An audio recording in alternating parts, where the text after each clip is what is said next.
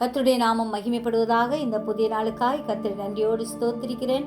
இந்த புதிய நாளின் தியானத்துக்காய் எடுத்துக்கொண்ட வசனம் யாக்கோபு 1:5 உங்களில் ஒருவன் ஞானத்தில் குறைவுள்ளவனாய் இருந்தால் யாவருக்கும் சம்பூர்ணமாய் கொடுக்கிறவரும் ஒருவரையும் கடிந்து கொள்ளாதவருமாகிய தேவனிடத்தில் கேட்க கடவன், அப்பொழுது அவனுக்கு கொடுக்கப்படும். பாய்கிற ஆற்றை போல் இருக்கிற ஞானத்தை தேவனிடத்தில் கேட்டு பெற்றுக்கொள்ளுவோம். ஞானமுள்ள இருதயத்தை சாலமோன் கேட்டது ஆண்டவருடைய பார்வைக்கு உகந்ததாய் இருந்தது என்று வாசிக்கிறோம். ஆண்டவருடைய பார்வைக்கு உகந்த விண்ணப்பத்தை நாம் ஏறெடுப்போம். ஞானத்தை வா என்று கூப்பிட்டு புத்தியை சத்தமிட்டு அழைப்போம்.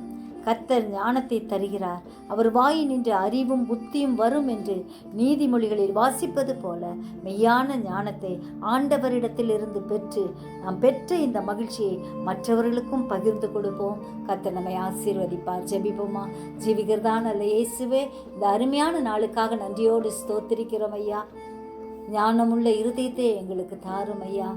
எல்லா சூழ்நிலையிலும் ஞானமாய் நடக்க கிருபை தாங்க, பொறுமையை கையாள கிருபை தாங்க.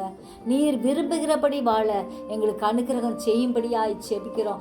எதை செய்தாலும் உடைய நாம மகிமைக்காய் செய்ய கிருபை தாரும். நீர் விரும்புகிற வாழ்க்கை வாழ எங்களை இன்னும் தகுதிப்படுத்தும், இன்னும் மொக்குளாய் வளர கிருபை தாரும். நாளுக்கு நாள் உம்மை அறிகிற அறிவில் நாங்கள் வளர ஆண்டவரே எங்களுக்கு வேண்டிய கிருபையை அதிகமாய் கட்டளையிடும்படியாய் கெஞ்சுகிறோம். எங்களை பலப்படுத்துகிற கிறிஸ்துவினாலே எல்லாவற்றையும் செய்ய எங்களுக்கு பலனுண்டு என்று சொல்லும் வகையில் தேவ பலத்தை பெற்றவர்களாய் முன்னேற அனுக்கிரகம் செய்யும் ஐயா.